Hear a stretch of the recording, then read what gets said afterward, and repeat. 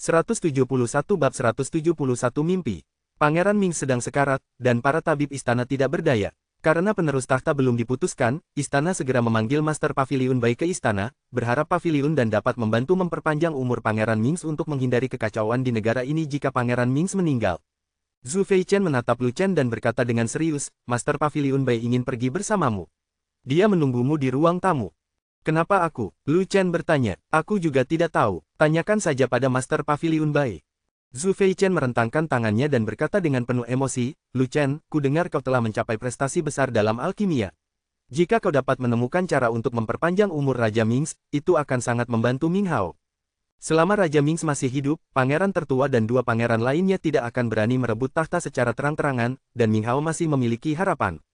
Jika Raja Ming pergi sekarang, Ming Hao pasti akan kalah jika dia bersaing dengan tiga pangeran lainnya dengan kekuatannya saat ini. Zhu Feichen membawa Lu Chen menuruni puncak utama dan tiba di ruang penerimaan. Di sana dia melihat Bai Ningsuang dengan ekspresi khawatir di wajahnya. Bai Ningsuang tidak berkata apa-apa, menarik Lu Chen pergi, menunggangi dua kuda liar, dan langsung menuju istana. Tuan Bai, mengapa Anda begitu khawatir? Anda tampak seperti kehilangan uang. Lu Chen tersenyum sambil menunggangi kudanya. Raja sedang sekarat, Ming Hao berada dalam situasi yang buruk. Bai Ningsuang berkata sambil mengerutkan kening. Dengan dukungan Paviliun dan Paviliun Sang, serta dukungan Sekte Suantian, kehidupan pangeran keempat aman. Kata Lu Chen, itu bukan solusi jangka panjang. Kekuatan-kekuatan ini hanya dapat melindungi Ming Hao untuk sementara, tidak selamanya. Lebih baik mengandalkan diri sendiri. Bai Ningsuang mengerutkan kening dan melanjutkan, begitu pangeran tertua merebut takhta, mengingat kepribadiannya, dia akan mencoba mencelakai Ming Hao. Saat itu, pangeran tertua akan berkuasa, dan cepat atau lambat dia akan berhasil. Kau membawaku ke istana karena kau ingin aku memperpanjang umur Raja Ming. Lu Chen menggelengkan kepalanya dan berkata, kau seharusnya tidak bertanya kepadaku tentang hal ini. Aku bukanlah seorang tabib ajaib. Aku hanya seorang alkemis yang membuat pil. Sebenarnya, kau seharusnya bertanya kepada Master Sekte Miao. Dia memiliki sihir suci dari pohon suci, yang dapat memberikan vitalitas kepada Raja Ming. Tidak ada gunanya, vitalitas yang dilepaskan oleh teknik pohon suci terutama digunakan untuk menyembuhkan luka, dan tidak dapat memperpanjang umur. Bai Ningsuang berkata, kamu adalah Raja Alkimia Agung. Dilihat dari dinasti Yongming, atau bahkan seluruh kekaisaran Rulfeng, tidak ada seorang pun yang memiliki keterampilan alkimia yang lebih baik daripada kamu. Kamu bahkan dapat dengan santai menunjukkan pengalamanmu dalam alkimia, jadi aku tidak percaya bahwa kamu tidak memiliki formula ramuan untuk memperpanjang hidupmu. Mengenai resep untuk memperpanjang umur, saya punya beberapa, tapi tidak banyak, dan setiap resep cocok untuk orang yang berbeda. Kata Lu Chen, jadi, aku akan membawamu ke istana. Setelah kau bertemu Pangeran Ming, aku akan melihat apakah ada resep yang cocok untuknya. Kata Bai Ningsuang, saat mereka sedang berbincang-bincang, tanpa sadar mereka telah tiba di gerbang utama istana. Tempat ini dijaga oleh pengawal istana, dan pemeriksaannya ketat. Tidak seorang pun diizinkan memasuki istana dengan menunggang kuda. Lu Chen turun dari kudanya dan hendak masuk bersama Bai Ningsuang, namun dihentikan oleh seorang jenderal pengawal kekaisaran. Dia dari Paviliun dan milikku. Bai Ningsuang menjelaskan. Maafkan saya, Master Paviliun Bai, ini adalah waktu yang tidak biasa, Anda tidak bisa membawa orang ke istana sesuka hati. Kata komandan pengawal kekaisaran, dia bukan hanya seorang alkemis, tetapi juga seorang alkemis tingkat tinggi dengan keterampilan alkimia yang sangat baik. Masuknya dia ke istana kali ini sangat penting bagi raja.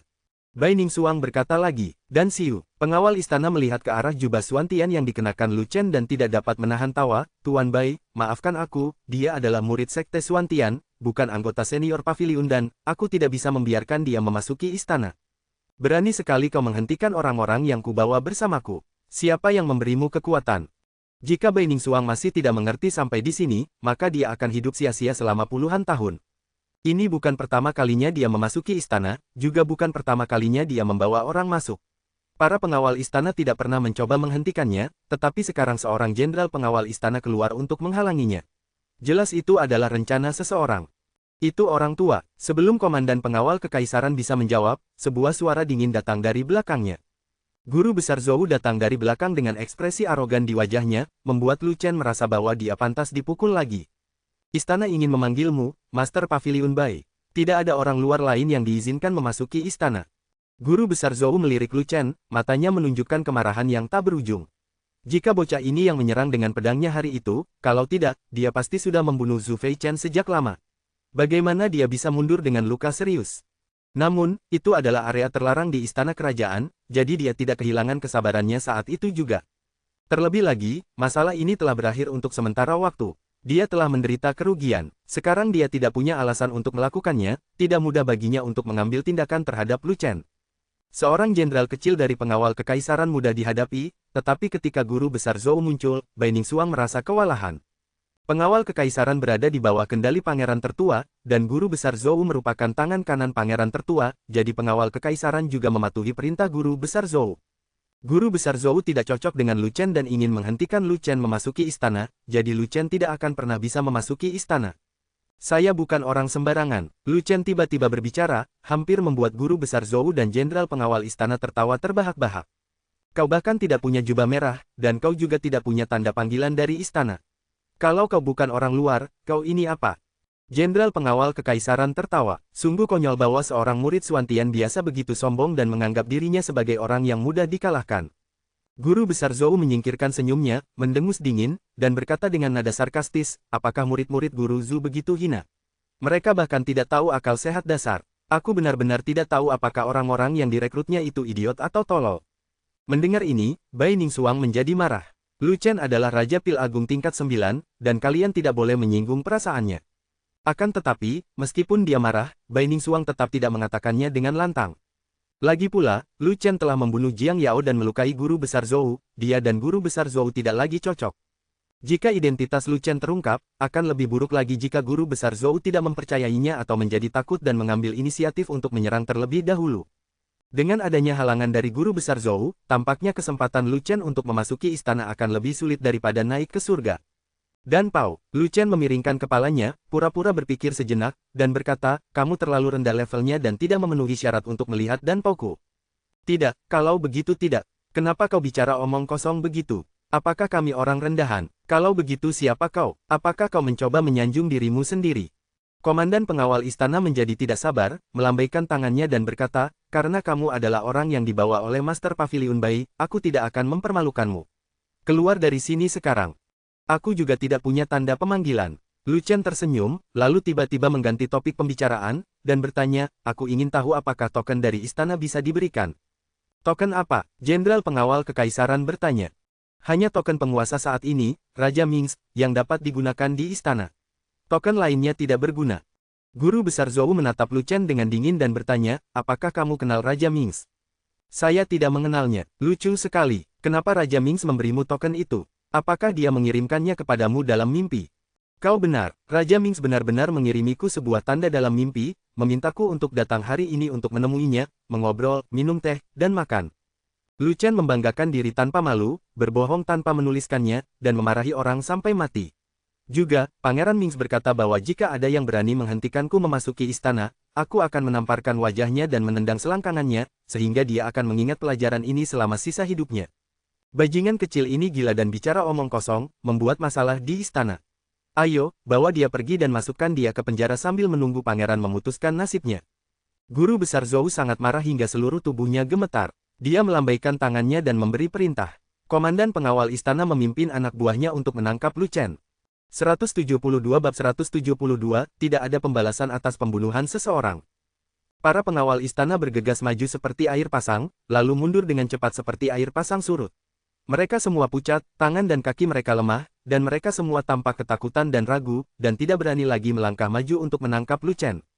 Apa yang kalian lakukan? Kalian bahkan tidak berani menangkap seseorang. Kalian benar-benar pecundang. Guru besar Zhou sangat marah. Tuan Zhou, dia telah. Panglima pengawal kekaisaran memiliki bintik hitam di dahinya dan bahkan berbicara dengan gagap dan tidak jelas. Apa yang bisa dimiliki semut hina seperti dia? Guru besar Zhou mengerutkan kening karena bingung, melangkah maju untuk melihat, dan langsung tercengang. Pupil matanya mengecil dan dia berdiri di sana dengan linglung. Liontin Giok Panlong. Lu Chen memegang liontin giok berbentuk naga di tangannya. Liontin giok ini terbuat dari giok putih lapis lazuli yang sangat langka. Saat itu, Pangeran Ming memperoleh sepotong batu giok putih dan membuat 4 potong perhiasan dengan naga melingkar sebagai pola utama, yaitu cincin giok naga melingkar, kalung giok naga melingkar, gelang giok naga melingkar, dan liontin giok naga melingkar, yang menjadi harta nasional dinasti Yongming. 4 harta nasional lapis lazuli dan giok putih yang langka sangat dicintai oleh Raja Ming, yang memakainya bersamanya dan menjadi kenang-kenangan pribadinya. Kemudian, kesehatan Raja Myeongzae memburuk, dan ia memberikan 4 harta nasional kepada keempat pangeran. Pangeran tertua menerima cincin Giok Panlong. Pangeran kedua menerima kalung Giok Panlong. Pangeran ketiga mendapat gelang Giok Panlong. Dan pangeran keempat Minghao mendapat liontin Giok Panlong. Guru besar Zhou tidak pernah menyangka bahwa liontin Giok Panlong yang begitu berharga tidak ada di tangan Minghao, tetapi di tangan Lu Chen. Sungguh aneh. Guru besar Zhou tentu saja tidak tahu bahwa liontin Giok Panlong diberikan kepada Lu Chen oleh Minghao, dan telah diberikan sejak lama. Saat itu di kota Suangmu, Minghao diracun dan hampir meninggal. Lu Chen lah yang mengambil tindakan untuk memurnikan pil Daluo Jinxing, yang menyembuhkan Minghao dari racun dan menyelamatkan nyawanya. Minghao berterima kasih pada Lu Chen dan ingin memenangkan hatinya, jadi dia memberi Lu Chen liontin Giok Panlong yang paling berharga. Dan beritahu Lu Chen bahwa dia dapat memasuki istana tanpa halangan apapun dengan liontin Giok ini. Sejujurnya, Lu Chen hanya tahu bahwa liontin Giok ini adalah milik pribadi Minghao, tetapi dia tidak tahu bahwa itu sebenarnya adalah tanda milik Raja Ming. Terlebih lagi, Lu Chen tidak terlalu peduli dengan liontin Giok ini, dan dia tidak pernah berpikir bahwa suatu hari dia perlu memasuki istana untuk melakukan bisnis. Karena ada yang mencoba menghentikannya, dia hanya akan menunjukkan liontin Giok itu. Namun, dia tidak menyangka bahwa itu akan membuat takut para pengawal istana, bahkan guru besar Zhou. Kok kamu punya liontin Giok Panlong? Guru besar Zhou mulai gagap ketika berbicara, seperti halnya komandan pengawal kekaisaran. Jawab aku dulu, bagaimana kamu tahu ini adalah liontin Giok Panlong?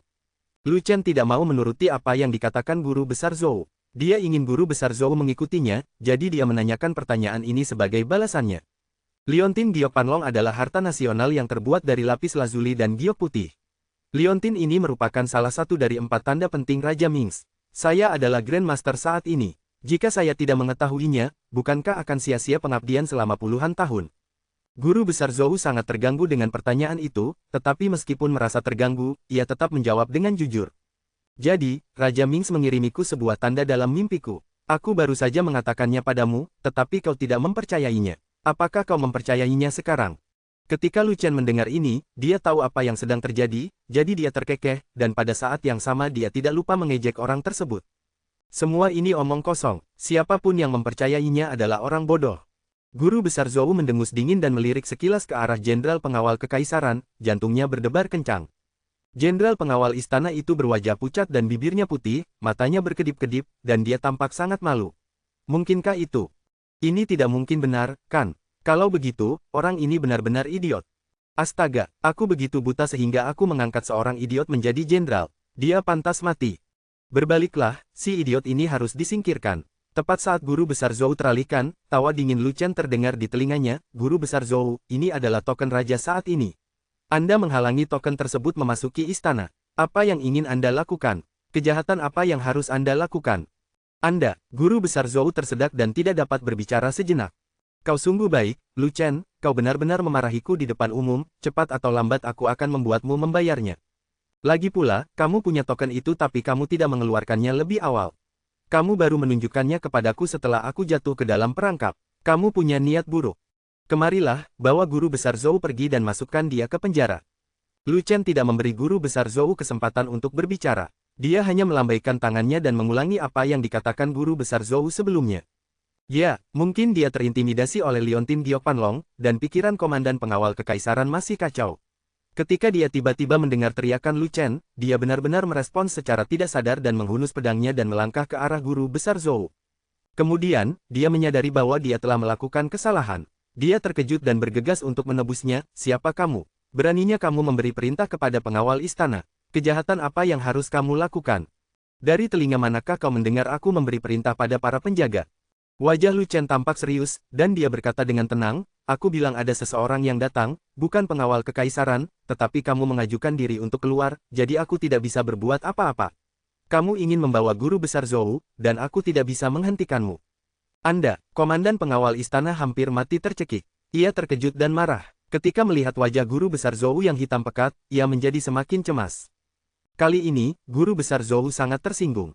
Jika dia tidak melakukan sesuatu, dia akan tamat. Kau membuat masalah di area terlarang istana, aku akan membunuhmu. Jenderal pengawal istana segera mengarahkan pisaunya ke arah Lu Chen, bermaksud membunuh Lu Chen dan menebus kesalahannya. Kau menantangku. Lu Chen tersenyum dan menatap jenderal pengawal kekaisaran seolah dia seorang idiot.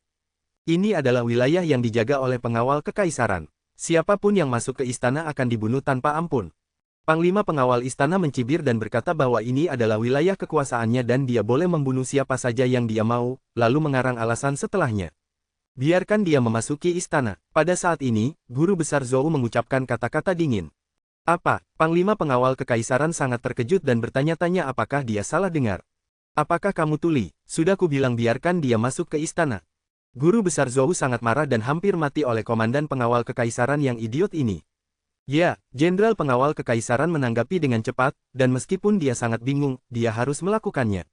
Dia dipromosikan oleh Guru Besar Zhou, dan dia tidak akan pernah berani menentang perintah Guru Besar Zhou, kalau tidak, dia akan kehilangan jabatan militernya. Tuan Zhou, saya akan masuk, Lu Chen berkata sambil tersenyum. Datang, Guru Besar Zhou menanggapi dengan tidak senang, dia benar-benar tidak ingin membuang waktu lagi berbicara dengan bajingan kecil yang kasar ini. Saat pertandingan bela diri hari itu, lengan saya terluka. Lukanya sangat dalam hingga saya bisa melihat tulangnya. Sekarang saya bahkan tidak bisa berjalan dengan baik. Lu Chen berkata lagi, Anda, Guru Besar Zhou sangat marah hingga dia menghentakkan kakinya. Dia hampir dibuat gila oleh Lu Chen. Waktu pertandingan bela diri hari itu, akulah yang tangannya dipotong, oke. Berani sekali kamu mengejekku di depan umum. Aku akan membunuhmu cepat atau lambat. Ngomong-ngomong, yang cedera cuma lengan, bukan kaki. Apa hubungannya dengan berjalan? Apakah kamu tidak mencari masalah denganku? Apa yang kamu inginkan? Guru Besar Zhou menarik napas dalam-dalam, menahan amarahnya, dan bertanya dengan nada setengah tenang. Saya ingin masuk ke istana dengan menunggang kuda. Senyum lebar muncul di wajah Lu Chen, senyum yang sarkastis. Dilarang berkuda di dalam istana. Jenderal Pengawal Kekaisaran berteriak tergesa-gesa. Diam saja, ketika Guru Besar Zhou melihat bahwa Jenderal Pengawal istana telah melakukan kesalahan lagi, dia menjadi marah. Dia mengabaikan statusnya dan membentak orang itu. Panglima pengawal istana pun ketakutan hingga tubuhnya gemetar dan hampir mengompol. Naikilah, Guru Besar Zhou memasang wajah muram dan melambaikan tangannya, membiarkan Lu Chen melakukan apapun yang diinginkannya. Saya benar-benar tidak punya energi untuk bertarung dengan orang yang tega membunuh orang tanpa imbalan apapun. Tuan Bai sangat ketakutan sehingga kakinya lemas tadi, dan dia juga. Lu Chen memanfaatkan situasi dan terus memanfaatkan situasi, tetapi dia tidak mengatakan apa-apa. Tuan Zhou mengerti apa yang dia maksud. Anda bisa mengendarainya semua, mengendarainya dan melaju cepat, melaju cepat. Guru Besar Zhou melambaikan tangannya berulang kali, wajahnya semakin gelap, dia tidak dapat lagi menahan amarahnya dan hampir mengamuk. Lu Chen tertawa terbahak-bahak, lalu dia dan Bai Ningsuang menaiki kudanya lagi dan berkuda memasuki istana dengan angkuh. Melihat punggung Lu Chen yang semakin menjauh, Jenderal Pengawal Kekaisaran tidak dapat menahan diri. Grandmaster, mengapa Anda tidak membiarkan saya membunuhnya? 173 bab 173 Aku sangat berani. Bunuh, bunuh, bunuh. Yang kau lakukan hanyalah membunuh. Aku heran apakah kepalamu ditendang oleh seekor keledai. Guru Besar Zhou melotot ke arah komandan pengawal istana, berharap dia bisa menamparkan si idiot itu sampai mati. Dia memegang liontin Giok Panlong, dan bisa bergerak bebas di istana seperti Raja Ming sendiri. Raja Ming belum mati. Jika kau berani menyentuhnya, keluarga kerajaan akan marah dan membunuh semua klanmu. Mendengar hal itu, Panglima pengawal istana menjadi sangat ketakutan hingga mukanya menjadi pucat dan dia sangat ketakutan. Tidak masalah kalau kamu mati, tapi jangan libatkan orang lain, dan jangan libatkan aku. Guru Besar Zhou melirik pengawal istana di sekitarnya dan berkata dengan muram, jika Lu Chen mati di sini, kalian semua akan mati. Wajah para pengawal istana berubah drastis dan mereka semua berkeringat dingin. Tetapi, jangan biarkan dia masuk ke istana dengan menunggang kuda. Jenderal Pengawal Kekaisaran tergagap, dilarang menunggang kuda di dalam istana. Siapapun yang menunggang kuda akan dihukum mati. Kalau mereka gagal menjaga dengan ketat, mereka juga akan dihukum. Anak itu punya lidah tajam dan pandai memanfaatkan celah. Dia juga punya liontin Giok Panlong di tangannya. Kalau kamu tidak membiarkannya naik, itu akan menimbulkan keributan besar dan tidak akan ada manfaatnya. Guru Zhou menepuk dahinya dan merasa kewalahan. Dari mana dia mendapatkan liontin Giok Panlong? Jenderal Pengawal Kekaisaran sangat bingung. Dia milik pangeran keempat, jadi tentu saja itu diberikan kepadanya oleh pangeran keempat. Guru Besar Zhou berkata dengan marah, hanya orang bodoh sepertimu yang akan percaya pada omong kosong yang dikirim melalui mimpi. Kau benar-benar membuat malu orang tua ini. Saya tidak punya. Jenderal Pengawal Kekaisaran bergegas menjelaskan pada dirinya sendiri. Lupakan saja, aku tidak ingin membuang waktuku berbicara dengan orang bodoh sepertimu. Dengan ini aku nyatakan bahwa kau dicurigai berkolusi dengan musuh dan dengan ini aku mencopotmu dari jabatan militermu. Guru Besar Zhou memberi isyarat dingin dan berkata, kemarilah, bawa dia pergi dan masukkan dia ke penjara sambil menunggu Markis memutuskan nasibnya. Semua prajurit pun bergegas maju dan segera menangkap jenderal pengawal istana yang masih kebingungan. Guru, saya tidak bersalah. Panglima pengawal kekaisaran merasa ngeri dan segera memohon belas kasihan. Namun guru besar Zhou mengabaikannya dan masuk ke istana dengan marah. Kamar tidur raja, terlalu padat. Ratu, selir, pangeran dan putri, serta sekelompok menteri dan jenderal berkumpul di sini. Pangeran Ming terbaring di tempat tidur, tampak kurus kering dan hampir tidak bernapas, dan ia tampak hampir mati. Master Paviliun dan Bai Ningsuang ada di sini. Di luar kamar tidur, seseorang berteriak keras. Para menteri dan jenderal segera memberi jalan bagi Bai Ningsuang untuk lewat. Tuan Bai, mohon lihatlah raja dan lihat apakah ada cara untuk memperpanjang hidupnya. Sang ratu berjalan cepat, memohon dan menangis, memperlakukan Bai Ningsuang sebagai kesabarannya yang terakhir. Bai Ningsuang akan melakukan yang terbaik. Bai Ningsuang berkata sambil membungkuk pada ratu. Setelah beberapa saat, Bai Ningsuang berjalan menuju tempat tidur, tetapi ketika dia baru setengah jalan, pangeran tertua melompat keluar. Siapa kau berani masuk ke istana? Kau pasti punya niat jahat. Pangeran tertua menunjuk Lu Chen yang berada di belakang Bai Ningsuang dan berteriak, kemarilah, hancurkan bocah yang punya niat jahat ini. Pangeran tertua mengenali Lu Chen. Lu Chen melukai guru besar Zhou dan berani lari ke wilayahnya. Bagaimana dia bisa membiarkan Lu Chen lolos begitu saja? Tunggu sebentar, dia dari Paviliun dan keterampilan alkimianya sangat hebat. Aku membawanya ke sini khusus untuk menemui Raja Ming. Bai Ningsuang berkata cepat, dan Siu, lalu di mana jubah dan miliknya? Pangeran tertua bertanya dengan dingin. Dia ada urusan, jadi tidak nyaman baginya untuk memakai danpao. Bai Ningsuang menjelaskan bahwa situasi saat ini terlalu rumit, jadi akan lebih baik bagi Lu Chen untuk tidak mengenakan jubah Raja Dan. Begitu Lu Chen mengenakan jubah Raja Dan, dia pasti bisa mengintimidasi banyak orang, tetapi dia juga akan menjadi sasaran kritik publik. Pangeran tertua memiliki temperamen yang berubah-ubah dan kejam. Dia sering melakukan sesuatu tanpa mempertimbangkan konsekuensinya. Jika dia tahu bahwa Lu Chen adalah raja dan agung, dia pasti akan mengambil inisiatif dan menyerang Lu Chen dengan segala cara untuk melenyapkan pendukung terbesar Ming Hao. Itu artinya dia tidak memilikinya. Tanpa jubah Dan, dia bukan seorang kultivator Dan. Bagaimana dia bisa masuk? Pangeran tertua bertanya dengan suara tegas, membuat Bai Ningsuang kehilangan kata-kata untuk menjawab sejenak.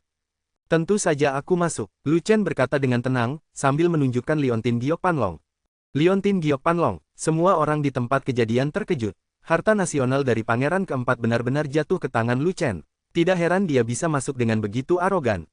Betapa konyolnya, kamu mencuri harta nasional, kamu pantas dihukum mati. Pangeran tertua tidak mengizinkan penjelasan apapun dan langsung menuduh Lu Chen melakukan kejahatan. Pangeran, tolong berhenti menuduhku melakukan kesalahan. Kau tidak tahu apa-apa, tolong jangan memfitnahku, oke?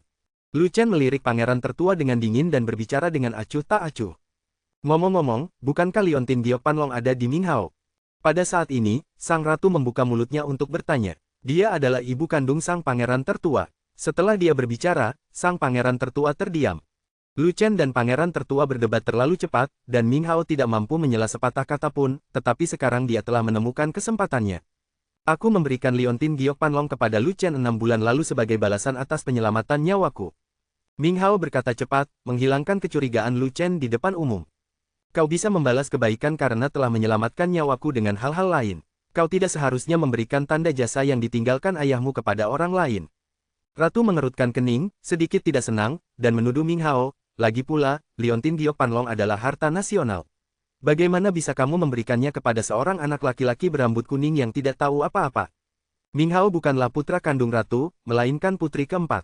Putri keempat meninggal karena sakit 5 tahun yang lalu. Jika Bai Ningsuang tidak menggunakan identitasnya sebagai alkemis hebat untuk melindungi Ming Hao pasti sudah terbunuh sejak lama. Terlebih lagi, Ming Hao juga memenuhi syarat untuk naik tahta dan merupakan saingan pangeran tertua. Dia telah lama dianggap sebagai duri dalam daging ratu. Ayah memberikan liontin Giok Panlong kepadaku, jadi itu milikku. Aku dapat memberikannya kepada siapapun yang aku inginkan, dan tidak seorang pun berhak untuk mencampurinya. Ming Hao menggertakkan giginya. Lu Chen terlalu penting baginya. Bahkan jika itu berarti menyinggung ratu, dia akan melakukan yang terbaik untuk melindungi Lu Chen. Lancang, ratu pun murka dan hendak memerintahkan orang-orang untuk mengusir Ming Hao. Para menteri dan jenderal di sini mendukung pangeran tertua, pangeran kedua, atau pangeran ketiga. Hanya satu, Xin Yue, yang mendukung Ming Hao. Ming Hao sendirian dan tak berdaya di sini, namun dia berani menentangnya. Dia benar-benar tidak tahu bagaimana cara hidup atau mati. Ratu, benar, Raja Ming belum meninggal, dan kau memarahi putranya di depannya. Ini tidak pantas. Ketika Lu Chen melihat Ratu menjebak Ming Hao, dia menjadi marah, jadi dia menghadapi Ratu untuk menarik perhatian dan membantu Ming Hao meredakan tekanan. Lu Chen berani menghadapi para jenderal pengawal istana, berani menghadapi guru besar Zhou, dan bahkan berani menghadapi Ratu. Dia tidak melakukannya secara acak, tetapi memiliki kekuatan untuk diandalkan. Jika kamu tidak punya kekuatan untuk menghadapi orang lain, itu sama saja dengan mencari kematian. Jumlah ahli alam Yuandan di seluruh dinasti Yongming dapat dihitung dengan satu tangan, dan sebagian besar dari mereka berada di alam Yuandan tingkat pertama. Kekuatan tempur Lu Chen saat ini sudah cukup untuk melawan orang kuat di alam Yuandan tingkat pertama. Apa yang dia takutkan? Yang terburuk, jika dia mengaktifkan langkah pengendalian cahaya, tak seorang pun dapat mengejarnya, bahkan orang kuat di alam Yuandan tingkat pertama. Dia berhasil menembus level keempat alam transformasi spiritual, dan langkah pengendalian cahayanya menjadi lebih cepat. Di dinasti Yongming yang bahkan tidak memiliki keterampilan tempur tingkat bumi, gerak kaki tingkat menengahnya meningkat, mengabaikan segalanya. Adapun jubah Dan King, meskipun dapat menekan beberapa roh jahat saat dikenakan, jubah itu juga mengungkap identitasnya sebagai seorang alkemis. Jika jubah itu menyebabkan kepanikan di antara musuh-musuh Ming Hao, itu tidak akan baik untuknya maupun Ming Hao. Oleh karena itu dia tidak akan mengenakan jubah Dan King kecuali pada saat yang genting. Berani sekali kau, sang ratu sangat marah hingga seluruh tubuhnya gemetar. Meskipun para menteri dan jenderal tidak mengatakan apa-apa, mereka semua melotot ke arah Lu Chen, berharap mereka bisa menamparkan bocah bodoh ini sampai mati. Kau benar, aku sangat berani. Jika aku tidak berani, mengapa aku harus pergi ke istana? Saat Lu Chen berbicara, dia diam-diam melepaskan kekuatan jiwanya dan memeriksa Raja Ming yang sedang berbaring di tempat tidur, dan dia merasa lebih percaya diri. Oleh karena itu, Lu Chen tidak memberi kesempatan kepada Ratu untuk melampiaskan kemarahannya, dan langsung mengalihkan topik pembicaraan, saya di sini atas undangan Master Pavilion Bai untuk memperpanjang umur Raja Ming. Anda dapat melakukan apapun yang Anda inginkan, biarkan saya menyelamatkannya atau biarkan saya pergi. 174 Bab 174 Bubuk Erosi Jiwa. Lu Chen punya beberapa resep rahasia untuk memperpanjang hidup. Meskipun resep itu mungkin tidak efektif untuk Raja Ming, resep itu tetap merupakan kesempatan baginya. Pukulan terakhir Baining Suang yang tepat waktu meningkatkan kredibilitas Lu Chen dan juga membuat mata semua orang berbinar. Benar saja, kehidupan dan kematian Raja Ming mengalihkan perhatian para menteri dan jenderal tersebut. Karena dia memiliki resep rahasia, sebaiknya dia mengesampingkan keberatannya terhadap ratu dan membiarkannya pergi menemui raja. Anak ini bicara omong kosong itu hal kecil, tapi umur Raja Ming adalah hal besar. Mari kita beri anak ini kesempatan untuk menebus kesalahannya. Karena ada resep rahasia untuk memperpanjang umur, kita harus mencobanya apapun yang terjadi dan memastikan untuk menyelamatkan Raja Ming. Para menteri dan jenderal berbicara satu demi satu. Tak hanya itu, para selir, putri, bahkan keempat pangeran semuanya ingin memperpanjang hidup Raja Ming. Semua orang yang hadir, termasuk pangeran tertua, tidak ingin Raja Ming mati sekarang. Mereka semua berharap dapat menyelamatkan nyawa Raja Ming. Sejak Pavilion dan Pavilion Sang mendukung Ming Hao, rencana pangeran tertua untuk bersaing memperebutkan tahta telah terganggu. Sekarang, pangeran tertua tengah meningkatkan perekrutan pasukannya, dan pengerahan pasukannya belum selesai. Jika ayahnya meninggal di saat kritis ini, itu tidak akan baik baginya. Aku akan membiarkanmu mencoba. Jika kau bisa memperpanjang umur raja, aku tidak hanya tidak akan menuntutmu atas kekasaranmu, aku juga akan memberimu hadiah. Ratu mendukung pangeran tertua dan tidak ingin Raja Ming meninggal. Sekarang semua orang di ruangan itu telah menaruh harapan mereka pada Lu Chen. Dengan cara ini, dia secara alami akan mengikuti arus dan membiarkan Lu Chen pergi untuk sementara waktu. Tetapi dia tidak pernah menyangka bahwa meskipun dia membiarkan Lu Chen pergi, Lu Chen tidak membiarkannya pergi. Saya tertarik dengan hadiahnya. Saya penasaran hadiah apa yang akan diberikan Ratu kepada saya. Yang lain menuruni lereng saat ada kesempatan, tetapi Lu Chen naik lereng saat ada kesempatan. Dia jelas orang aneh. Ratu berkata akan ada hadiah, jadi hadiahnya pasti besar. Anda bahkan bertanya tentang rincian hadiahnya. Bukankah itu aneh? Ini sungguh mengubah pandangan dunia semua orang yang hadir, termasuk guru besar Zhou yang datang kemudian, yang semuanya menganggap anak ini gila. Jabatan tinggi, gaji besar, emas dan wanita cantik, semuanya tersedia. Sang ratu menahan ketidakbahagiaannya dan berkata tanpa ekspresi. Aku tidak mau satupun dari ini. Lu Chen menolak mentah-mentah. Apa yang kamu inginkan? Sang ratu bertanya sambil mengerutkan kening. Ketika saya datang ke sini, saya diganggu oleh para pengawal istana, dan saya marah. Saya tidak ingin melihat para pengawal istana lagi saat saya memasuki istana. Begitu kata-kata Lu Chen keluar, pemandangan segera meledak, dan banyak orang bereaksi sangat keras. Beberapa orang, yang dipimpin oleh ratu dan pangeran tertua, sangat marah dan ingin mencabik-cabik Lu Chen hidup-hidup. Pengawal kekaisaran adalah pasukan terkuat pangeran tertua dalam perebutan tahta. Mereka ditempatkan di istana dan memiliki keuntungan terbesar. Kamu, Lu Chen, benar-benar ingin memindahkan pengawal istana dari istana. Bukankah itu akan membuat pangeran tertua kehilangan semua keuntungannya? Namun, Ming Hao dan 3 pangeran lainnya, serta para menteri dan jenderal yang tidak mendukung pangeran tertua, sangat senang. Kau begitu berani mencampuri urusan istana. Jika aku tidak menghukummu, akan sulit untuk meredakan kemarahan rakyat. Wajah Ratu dingin saat dia berbicara perlahan. Apa maksudmu dengan kemarahan publik? Jangan mengatakannya dengan kasar, hanya kamu yang marah. Kamu tidak bisa mewakili semua orang. Masih banyak orang di sini yang, seperti aku, tidak menyukai para penjaga yang menjaga istana. Lu Chen berkata dengan tenang tanpa rasa takut. Dia sama sekali tidak mempunyai perasaan baik terhadap Sang Ratu, jadi siapa lagi yang bisa dia salahkan kalau bukan Sang Ratu? Menargetkan pengawal kekaisaran adalah ide yang tiba-tiba muncul di benaknya. Karena Ratu memberinya hadiah, dia akan memberinya hadiah besar dan juga memberi Ming Hao hadiah besar. Saya merasa bahwa pengawal istana itu sombong dan suka mendominasi, serta sangat tidak bersahabat dengan semua pejabat di istana. Mereka seharusnya tidak lagi menjaga istana. Seorang menteri berkata dengan berani, menurutku, penjaga istana terlalu banyak. Kekacauan mudah terjadi, sebaiknya mereka dipindahkan. Xin Yue juga berdiri untuk mendukung Lu Chen. Pasukan garnisun di ibu kota tidak mencukupi. Para pengawal kekaisaran harus dipindahkan ke sana untuk memperkuat pertahanan tembok kota. Kata orang lain, tak lama kemudian, lebih dari separuh menteri dan jenderal di ruangan itu mendukung pemindahan pengawal kekaisaran dan menghilangkan keuntungan pangeran tertua. Anda, Sang Ratu sangat marah hingga dia hampir tidak dapat berbicara. Bukankah kita semua di sini hari ini untuk raja? Bagaimana perkataan Lu Chen bisa berujung pada pembatalan pengawalan istana oleh pengawal kekaisaran? Bukankah ini akan mengurangi keuntungan Wang Er? Bagaimana dia bisa menyetujuinya? Ratu melotot ke arah Lu Chen. Kalau bukan karena bocah ini yang suka membuat masalah dan memanfaatkan setiap kesempatan, bagaimana mungkin orang-orang ini berani mengusulkan pemindahan pengawal istana? Anak ini tidak bisa dibiarkan hidup, dia harus mati. Ratu, Anda dapat menyetujui hadiah apapun, karena itu tidak lebih penting daripada hidup dan mati Raja Mings. Pada saat ini, Guru Besar Zhou tiba-tiba berbicara. Guru, Anda, Sang Ratu mengerutkan kening, tidak mengerti apa yang sedang direncanakan Guru Besar Zhou. Guru Besar Zhou mendukung pangeran tertua, jadi secara logika ia tidak akan setuju untuk memindahkan pengawal istana. Jika pengawal istana dipindahkan, pengawal istana dapat mengambil alih. Pengawal istana juga memiliki banyak ahli, jadi keselamatan bukanlah masalah. Kata Guru Zhou, pernyataan ini mengingatkan Ratu bahwa tidak menjadi masalah besar apakah ada pengawal kekaisaran yang menjaga istana atau tidak. Karena sebagian besar pengawal istana setia kepadanya.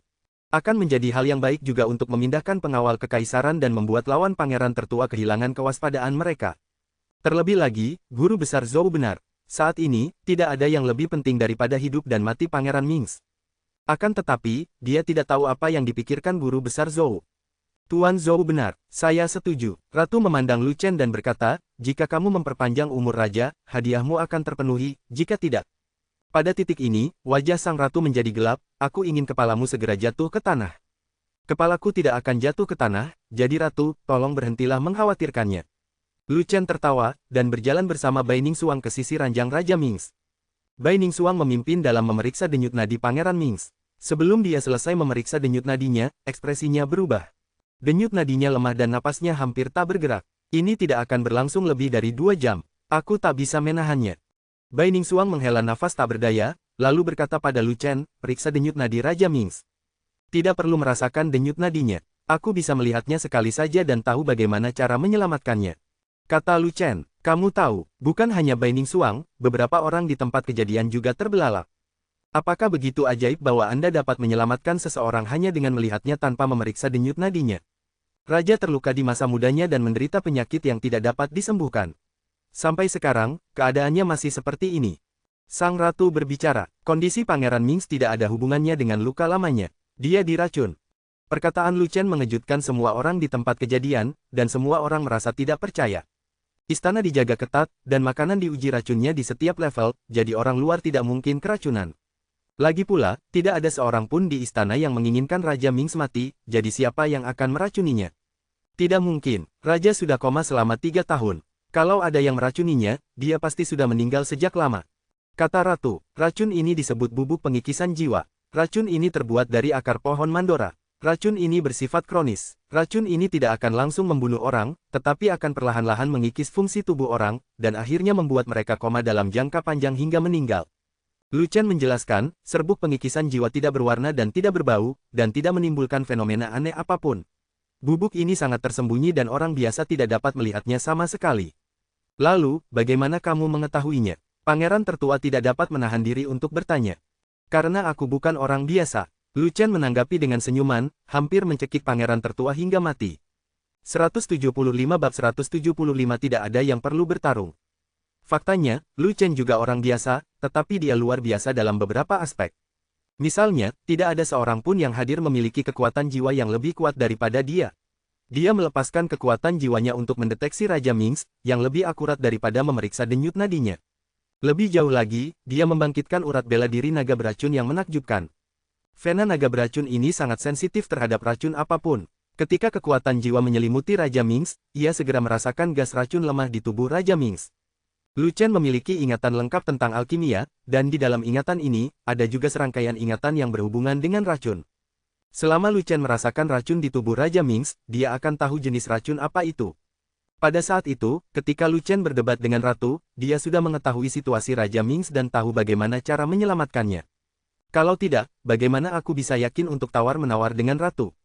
Aku tidak peduli siapa dirimu, yang penting kamu bisa memperpanjang umur ayahku, kamu akan menjadi dewa. Pangeran tertua sangat kesal dengan kritik Lu Chen, tetapi dia tidak bisa marah, jadi dia hanya bisa mengatakan ini. Lu Chen terlalu malas untuk memperhatikan pangeran tertua. Dia langsung mengeluarkan pil Baiji, menaruhnya di mangkuk batu giok, melautkannya dengan air, dan menuangkannya ke mulut Raja Mings. Baijidan dapat mendetoksifikasi sebagian besar racun di dunia, termasuk racun Sehunsan yang kronis dan parah. Dalam waktu kurang dari setengah batang dupa, racun dalam tubuh Raja Mings hilang dan racunnya teratasi. Akan tetapi, Raja Mings sudah koma terlalu lama, fungsinya telah gagal, vitalitasnya hampir hilang, dan ia masih kesulitan bernapas, nyawanya tergantung pada seutas benang. Saat ini, jika Wanner ada di sini, dia bisa menyuntikkan vitalitas ke dalam Raja Mings dan menghidupkannya kembali. Sayang sekali Wanner mendapat promosi. Jadi, dia hanya bisa berdarah-darah untuk menyelamatkan Raja Mings. Lu Chen mengeluarkan botol kristal seukuran telapak tangan, membuka mulut Raja Mings, dan menuangkan setetes cairan esensi spiritual yang diisi dengan vitalitas tak berujung. Ketika setetes saripati spiritual itu jatuh ke mulut Raja Mings, Lu Chen tidak bisa menahan ekspresi kesakitan. Ini adalah harta karun yang sangat langka. Setiap tetes yang Anda gunakan berkurang satu tetes, dan tidak ada tempat untuk mengisinya kembali. Setelah beberapa waktu, kulit Raja Mings membaik, wajahnya menjadi kemerahan, napasnya menjadi lebih kuat, dan umurnya diperpanjang. Hidup Raja kami, hidup Raja kami, hidup Raja kami. Semua orang di ruangan itu begitu bahagia hingga mereka semua berlutut. Ratu, para putri, para pangeran dan putri, para menteri dan jenderal, bahkan Bai Ningsuang, tanpa kecuali. Satu-satunya pengecualian adalah Lu Chen, yang duduk di depan tempat tidur dan tidak bergerak. Semenjak dia berlatih teknik 9 naga kembali menjadi satu dan membangkitkan urat naga di tubuhnya, dia secara alami menjadi sombong dan tidak akan mudah berlutut. Ia boleh berlutut kepada langit dan bumi, kepada orang tuanya, dan kepada tuannya, tetapi ia tidak akan berlutut kepada siapapun yang lain, entah itu manusia, hantu, atau dewa. Di mana Panglima tertinggi pengawal kekaisaran? Sang Ratu tiba-tiba berbicara. Aku akan ada di sini. Seorang jenderal menanggapi, sampaikan perintahku, para pengawal istana akan mengevakuasi istana dan mengambil alih keamanan ibu kota. Kata Sang Ratu, saya patuh pada perintahmu. Panglima tertinggi Garda Kekaisaran menanggapi. Apakah kamu puas dengan hadiahku? Sang Ratu perlahan berdiri, wajahnya penuh kegembiraan, dan bertanya pada Lu Chen.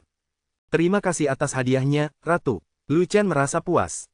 Lu Chen mengangguk sebagai jawaban. Sebenarnya, ada atau tidaknya pengawal istana yang menjaga istana, itu bukan urusan dia sama sekali tidak peduli. Namun, karena Ming Hao berani membelanya, dia berani membantu Ming Hao memperjuangkan beberapa keuntungan. Tanpa pengawal istana putra mahkota yang ditempatkan di istana, itu seperti mencabut pedang yang tergantung di kepala Ming Hao. Bukankah itu keuntungan besar? Kalian bisa melihatnya dari ekspresi kegembiraan yang tak bisa disembunyikan di wajah Ming Hao. Keluarga Lu telah memperpanjang umur raja, yang merupakan sumbangan yang besar. Saya nyatakan bahwa sebuah perjamuan akan diadakan di istana untuk merayakan keluarga Lu. Sang Ratu tersenyum dan bahkan menunduk untuk menggenggam tangan Lu Chen, menunjukkan rasa sayang yang amat dalam. Jika Anda tidak tahu, Anda mungkin berpikir Lu Chen adalah kerabat terdekat Ratu. Namun, semua orang yang hadir cerdas, dan siapa yang tidak tahu tipu muslihat Sang Ratu. Ratu, kamu mencoba menjatuhkan Ming Hao di depan semua orang dan menamparkan wajah Ming Hao. Satu-satunya orang yang bukan orang yang cerdik adalah Putri Ming Yue. Putri Ming Yue menatap Ratu dan Lu Chen yang berpegangan tangan dan bersikap mesra, dan keraguan yang tak terhitung jumlahnya melintas di mata indahnya. Ratu sudah berusia lebih dari 40 tahun. Dia terawat dengan baik, memiliki wajah yang cantik dan masih memiliki pesona. Apakah Lu Chen akan terobsesi dengan Ratu? Lu Chen tidak tahu tentang pikiran kekanak-kanakan Putri Ming Yue. Lu Chen hanya tahu bahwa Ratu ini menjijikan. Namun di hadapan begitu banyak petinggi istana, Lu Chen tidak bisa kehilangan kesabarannya. Meskipun di permukaan dia tersenyum, hatinya sangat gelap. Dia berpikir tentang bagaimana cara menamparkan wajah Ratu dan memberinya pelajaran. Tapi aku tidak menyangka saat aku tertidur, ada yang memberiku bantal. Saya belum memikirkan ide itu, tetapi seseorang membantu saya. Panggilan, helaan napas panjang seakan telah mengeluarkan segala keluh kesah di kehidupan ini, dan seakan juga telah mengeluarkan segala amarah di kehidupan sebelumnya. Raja Mings, yang telah koma selama bertahun-tahun, perlahan membuka matanya. Yang mulia sudah bangun, seseorang berteriak. Setelah itu, banyak orang berlutut dan meneriakkan, hidup raja, hidup raja, hidup raja. Lu Chen merasa sedikit terkejut. Raja Mings akan bangun cepat atau lambat, tetapi dia tidak menyangka akan secepat ini. Lu Chen sebelumnya menilai bahwa Raja Mings telah koma terlalu lama dan fungsi tubuhnya telah sangat menurun. Butuh setidaknya setengah tahun baginya untuk pulih seperti semula, lalu ia akan sadar. Situasi ini hanya menunjukkan bahwa keinginan Raja Mings untuk bertahan hidup terlalu kuat. Di tempat kejadian, selain Lu Chen, ada beberapa orang yang tidak berlutut untuk menyembah Raja Mings. Ratu, Pangeran Tertua, Guru Besar Zhou, dan beberapa orang yang mendukung Pangeran Tertua semuanya ketakutan dan telah melupakan etika antara raja dan rakyatnya. Khususnya Sang Ratu, seolah-olah melihat hantu saat melihat Raja Mings terbangun. Ratu mengerutkan kening dan segera mendorong Lu Chen menjauh. Ekspresinya menjadi tidak pasti dan sedikit suram. Pada saat ini, Wang sangat menyesal sehingga dia ingin membenturkan kepalanya ke dinding, dan dia membenci Lu Chen sampai ke tulang. Aku memintamu untuk memperpanjang umur Raja Mings, bukan membangunkannya. Raja Mings yang sedang tidur bermanfaat bagi Pangeran Tertua, mengapa Anda ingin membangunkannya? Selama Pangeran Mings tidur beberapa bulan lagi dan Pangeran Tertua telah menyelesaikan rencananya, dinasti Yongming akan menjadi miliknya. Sekarang Raja Mings sudah bangun, tak perlu ada yang bertarung lagi. Semua usahanya selama beberapa tahun terakhir telah sia-sia. Jika aku tahu ini akan terjadi, aku akan membiarkan Raja Mings mati. Jika keempat pangeran itu bertarung satu sama lain, Pangeran Tertua akan memiliki peluang lebih besar untuk naik tahta. Semua kerabat kerajaan, menteri dan jenderal berkumpul untuk memberi penghormatan kepada Raja Mings. Tidak ada yang bisa dilakukan Lu Chen di sini. Lu Chen dan Bai Ningsuang melangkah mundur dan pergi dengan tenang. Setelah Raja Mings bangun, Ming Hao tidak harus lagi bertempur memperebutkan tahta, tetapi harus selalu waspada terhadap rencana lawannya. Sepanjang perjalanan, Bai Ningsuang terus mengungkapkan rasa terima kasihnya kepada Lu Chen, dan juga bertanya tentang perkembangan antara Lu Chen dan Putri Ming Yue. Lu Chen tidak punya pilihan selain memberitahu Bai Ningsuang bahwa dia dan Putri Ming Yue adalah teman baik, dan persahabatan mereka murni. Rumah Guru Besar Zhou kembali ke ruang kerjanya dengan wajah muram. Ketika pengadilan memutuskan untuk memperpanjang umur Pangeran Mings, ia memberikan suara mendukung. Pangeran Mings telah koma begitu lama, bahkan para dokter kekaisaran pun tidak berdaya, siapa lagi yang bisa menyelamatkannya. Tanpa diduga, Lu Chen muncul tiba-tiba dan tidak hanya memperpanjang umur Raja Mings, tetapi juga membangunkannya. Sungguh luar biasa. Di permukaan, dia sepenuhnya mendukung Pangeran Tertua. Diam-diam dia mempunyai rencana lain, dan mendukung Pangeran Tertua untuk naik tahta hanyalah langkah pertama. Sekarang Pangeran Mings telah bangun, dinasti Yongming tidak akan kacau dan akan mengacaukan semua rencananya. Tiba-tiba, sebuah sosok muncul dari kegelapan dengan aura yang menakutkan. Kudengar Raja Mings sudah bangun. Siapa yang memecahkan bubuk pengikis jiwa? 176 bab 176 inti pulsa. Dia anak bernama Lu Chen, dari Sekte Suantian. Aku pusing memikirkan masalah ini. Guru Besar Zhou memandang lelaki itu dan tidak terkejut, karena lelaki itu adalah lelaki kuat yang diam-diam dia dukung, dan juga ahli dalam racun. Bubuk pengikis jiwa yang dimiliki Pangeran Mings diciptakan oleh orang itu, dan juga merupakan bagian dari rencana Guru Besar Zhou. Hanya ketika Pangeran Mings koma dalam waktu yang lama, akan mudah baginya untuk mengambil keuntungan dari situasi tersebut, mengendalikan pemerintahan, dan mengejar keuntungan yang sebesar-besarnya bagi dirinya sendiri. Ia ingin mendukung Pangeran Tertua yang pemberani tetapi bodoh untuk naik tahta, lalu menghasut Pangeran Tertua untuk membunuh semua pangeran lainnya, dan kemudian ia akan membunuh Pangeran Tertua dengan alasan melenyapkan sang tiran. Dengan cara ini, dinasti Yongming tidak akan memiliki pewaris langsung. Ketika saatnya tiba, dia akan berkuasa dan akan langsung merebut tahta dan menyatakan dirinya sebagai raja. Serbuk pengikisan jiwa adalah racun dari luar angkasa. Sangat sulit dideteksi dan sangat beracun. Bahkan aku tidak punya penawarnya. Bagaimana dia bisa menghancurkannya? Pria itu bertanya. Saya juga merasa aneh bahwa dia bisa tahu sekilas bahwa Raja Mings diracuni, dan dia dengan santai mengambil pil dan menyembuhkan Raja Mings. Guru besar Zhou berkata dengan tak berdaya. Bisakah kamu mengetahuinya hanya dengan melihatnya sekilas? Lelaki itu merasa sedikit aneh dan bertanya lagi, jadi orang ini sangat kuat, berapa tingkat kultivasinya? Dia tidak sekuat itu, dia hanya berada di level ketiga alam transformasi spiritual. Orang yang menebasku terakhir kali adalah bajingan kecil ini. Ketika Lu Chen disebutkan, guru besar Zhou menjadi geram, dan dia juga agak waspada terhadap Lu Chen karena dia mengancam kekuatan bertarungnya. Kerajaannya sangat rendah, dan kekuatan jiwanya juga tidak setinggi itu. Bagaimana dia bisa mendeteksi bahwa itu adalah bubuk pengikis jiwa? Pria itu bahkan lebih heran lagi. Setelah berpikir sejenak, dia berkata, kecuali dia juga ahli dalam menggunakan racun, maka itu masuk akal. Anak ini telah merusak kebaikanku berkali-kali. Dia akan menjadi malapetaka jika tetap tinggal di sini. Namun, dia telah menyelamatkan Raja Mings dan telah memberikan kontribusi besar. Tidaklah mudah bagiku untuk mengambil tindakan. Mengapa kau tidak datang dan meracuninya secara diam-diam tanpa diketahui siapapun? Grandmaster Zhou mengingatkan pria itu lagi, kekuatan tempur Lu Chen sangat kuat, yang tidak sebanding dengan wilayah kekuasaannya.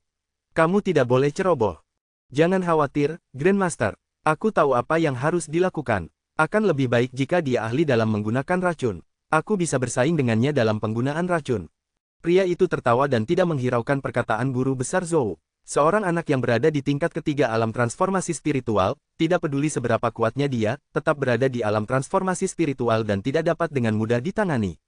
Begitu Pangeran Mings bangun, perebutan tahta di antara keempat pangeran tidak akan terjadi lagi. Apakah rencana Agung Grandmaster masih dapat dilaksanakan? Pria itu bertanya. Pangeran tertua itu pemberani tetapi tidak bijaksana. Aku bisa memanfaatkannya untuk melakukan sesuatu yang menggemparkan. Mata guru besar Zhou menyipit, dan pandangan menyeramkan terpancar di pupil matanya. Ada apa? Pria itu bertanya dengan rasa ingin tahu. Raja Mings harus mati. Dalam sekejap mata, sebulan berlalu, dan Lu Chen berhasil menembus tingkat kelima alam transformasi spiritual dan mencapai puncak. Sekarang kekuatan dasarnya adalah 2,4 juta pon. Dengan seluruh kekuatannya, kekuatan jarinya melampaui 18 juta kilogram, pada dasarnya menghancurkan seorang pria kuat di alam Yuan dan tingkat pertama. Dengan kemampuan tempur seperti Zhu Feichen di alam Yuan dan tingkat pertama, dia dapat mengalahkan 8 atau 10 di antara mereka. Alam itu berhasil ditembus, tetapi harganya pun sangat tinggi, sebab meridian energi spiritual kecil hampir seluruhnya terserap, hanya menyisakan inti meridian seukuran kacang kenari. Inti denyut nadi bagaikan bola gas yang terkompresi, dan juga merupakan inti dari seluruh denyut energi spiritual. Energi spiritual di dalamnya bagaikan substansi. Yang tidak diduga Lu Chen adalah inti nadi itu ternyata memiliki jejak kecerdasan. Setelah energi spiritual yang menyelimuti tubuhnya tersedot, ia berinisiatif untuk berkomunikasi dengan Lu Chen melalui kekuatan jiwa Lu Chen, pada dasarnya memohon Lu Chen untuk melepaskannya. Lu Chen merenungkan bahwa meskipun energi spiritual dalam inti nadi ini adalah esensi, itu masih terlalu sedikit dan dapat diserap sepenuhnya dalam beberapa hari. Paling-paling itu akan memungkinkannya untuk menerobos ke tingkat ke-6 alam transformasi spiritual. Namun setelah penghirupan berakhir, inti denyut juga hilang. Inti pulsa yang cerdas itu langka seperti makhluk hidup. Sayang sekali kalau sampai mati terhisap seperti ini. Oleh karena itu, Lu Chen memutuskan untuk melepaskan inti meridian, dan mengenai masalah menerobos wilayahnya, dia akan mencari cara lain. Kecerdasan inti denyut nadi tampaknya masih dalam tahap awal dan sangat lemah, seperti anak berusia 2 tahun.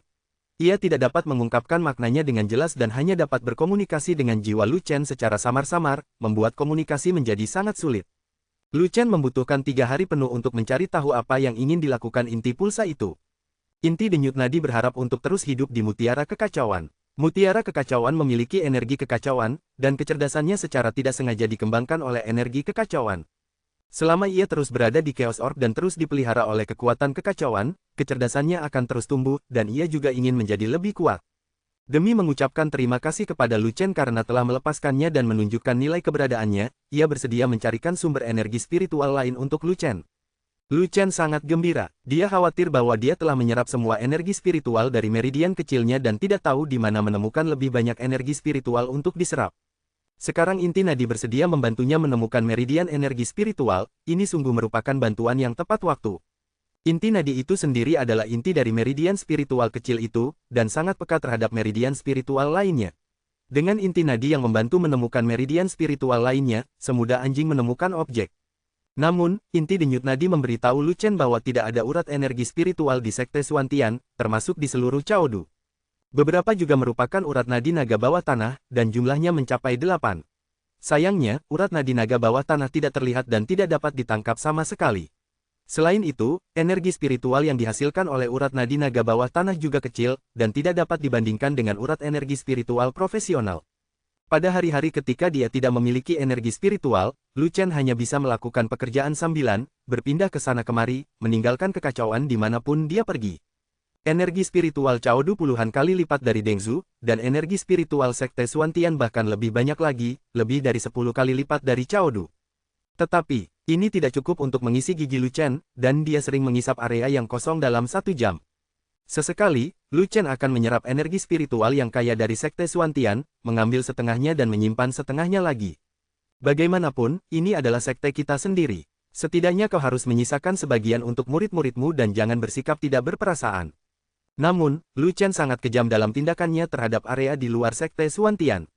Satu demi satu, energi spiritual seluruh ibu kota terkuras habis, tak menyisakan apapun.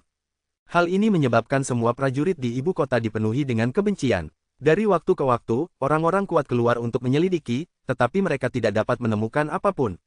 Bagaimana cara memeriksanya? Lu Chen memiliki berkah berupa rantai jimat tipe bumi, yang memungkinkannya melarikan diri ke dalam tanah untuk menyerap energi spiritual.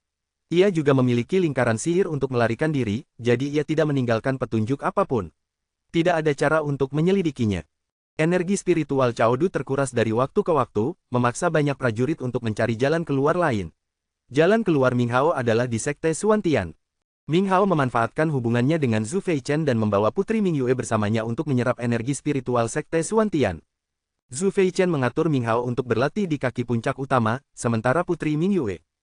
Zhu Feichen, yang berpegang pada gagasan bahwa pria tampan dan wanita cantik adalah pasangan yang serasi, justru membuat pengecualian dan mengizinkan Putri Ming Yue pergi ke puncak utama. Ia kemudian mengatur agar Putri Ming Yue berlatih di sebuah gua kecil di sebelah Lu Chen, yang hampir membuat Lu Chen pingsan karena marah. Pria tampan dan wanita cantik seperti apa yang cocok menjadi pasangan? Ini adalah situasi di mana seorang pria dan seorang wanita sendirian dan sesuatu yang buruk akan terjadi. Dengan adanya Putri Ming Yue, banyak hal menjadi lebih merepotkan. Misalnya, kadang-kadang, ia akan menyerap energi spiritual dari Sekte Xuantian. Misalnya, dia akan menyelinap keluar selama 2 atau 3 hari dan menguras semua energi spiritual yang telah diisi ulang oleh Chaodu. Setelah tertekan selama beberapa hari, Lu Chen teringat pada benda yang diberikan Sun Song kepadanya, dan mengeluarkan bongkahan besi yang cacat itu. Mari kita pelajari dan lihat apakah kita dapat membuka benda rusak ini dan melihat apa yang ada di dalamnya. 177 bab 177 bodoh alami. Entah sudah berapa tahun besi ini bertahan, karat telah menggerogotinya begitu dalam hingga hampir menyatu dengan karat. Karatnya lebih banyak dan lebih tebal daripada karat pada pedang Xia Guang. Lu Chen mencoba menggunakan pil penghilang karat terbaik untuk menghilangkan karat, tetapi ternyata pil tersebut tidak cukup kuat untuk menghilangkan karat, jadi gagal. Ini memaksaku untuk menggunakan jurus pamungkasku. Lu Chen mengeluarkan tungku alkimia berpola 5, memilih beberapa bahan obat, menambahkan pil binatang tingkat keempat sebagai pemandu ramuan, dan kemudian mulai memurnikan ramuan. Kali ini, ia ingin memurnikan pil penghilang karat dengan kualitas yang lebih tinggi, dan ia tidak bisa ceroboh sama sekali. Dibatasi oleh tungku pil tingkat rendah, ia tidak bisa memurnikannya terlalu cepat. Ia hanya bisa mengandalkan waktu dan metode kerja lambat menghasilkan produk yang bagus untuk menyelesaikan seluruh proses pemurnian pil dari pagi hingga sore. Tungku alkimia dibuka, dan ada 9 pil di dalamnya, masing-masing dengan 5 pola. Pil pengubah karat 5 pola. Pil pengubah karat tidak sespesial pil ki spiritual, dan persyaratan untuk tungku pil tidak setinggi persyaratan untuk pil ki spiritual. Tungku pil 5 pola dapat menghasilkan pil pengubah karat 5 pola. Sayangnya tidak ada tungku alkimia 9 pola, jika tidak, Lu Chen pasti bisa memurnikan pil pengubah karat 9 pola. Lu Chen mengambil ember, mengisinya dengan air, dan melemparkan 9 pil penghilang karat 5 pola ke dalamnya. Ada terlalu banyak karat pada bongkahan besi itu, dan Lu Chen khawatir jika satu pil penghilang karat 5 pola tidak akan cukup, jadi dia menghabiskan semuanya. Ketika bongkahan besi itu ditaruh dalam ember berisi air, langsung terjadi reaksi dan karat pada permukaannya berangsur-angsur mencair. 2 jam kemudian, air dalam ember berubah menjadi air berkarat, dan karat pada bongkahan besi pun hilang seluruhnya, meninggalkannya berubah total. Lu Chen mengulurkan tangannya dan mengeluarkan sebuah gelang berat, beratnya sekitar 10 pon, yang memancarkan aura pembunuh. Gelang itu terbuat dari besi hitam dan diukir dengan pola angin dan awan, dengan beberapa simbol aneh dalam polanya. Lu Chen dapat memahami jimat-jimat itu. Jimat-jimat itu adalah jimat yang memiliki rahasia terbang. Jimat semacam ini seharusnya digunakan untuk anak panah atau senjata tersembunyi. Setelah memeriksa gelang itu dengan saksama, dia menemukan beberapa mekanisme yang tidak mencolok di sisi gelang itu, dan Lu Chen mulai mempelajarinya. Tidak butuh waktu lama bagi Lu Chen untuk mengetahui bahwa gelang besi hitam ini bukanlah sebuah hiasan, melainkan senjata tajam tersembunyi.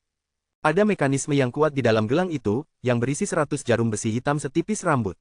Jarum besi hitam itu dipenuhi dengan energi spiritual dan dapat melukai seorang prajurit Yuan Dan yang kuat. Bila ditembakkan secara tiba-tiba dalam jarak dekat, tanpa suara dan secepat kilat, maka sasaran akan kesulitan untuk waspada dan bertahan. Kalau jarumnya ditaruh racun hehe. Ini benar-benar gadget yang wajib dimiliki untuk bepergian di rumah dan berkomplot melawan orang lain. Lu Chen menemukan sejumlah ramuan dari mutiara kekacauan, pil racun, pil gatal, pil kebingungan, dan pil kehilangan energi. Berpegang pada gagasan bahwa satu racun lebih buruk daripada 100 racun, Lu Chen meremas semua pil bersama-sama, menuangkan air untuk melelehkannya, dan kemudian menempelkannya pada jarum di dalam gelang. Gelang mekanik dengan senjata tersembunyi dibuat seperti itu. Jika dikenakan di tangan kiri, tidak seorang pun akan tahu bahwa itu adalah senjata pembunuh. Jika Sun Song tahu bahwa bongkahan besi itu adalah harta karun, dia mungkin akan membenturkan kepalanya ke dinding lagi. Lu Chen menatap gelang hitam berkilau di tangannya dan tidak bisa menahan diri untuk tidak mendesah. Lu Chen, keluarlah sebentar.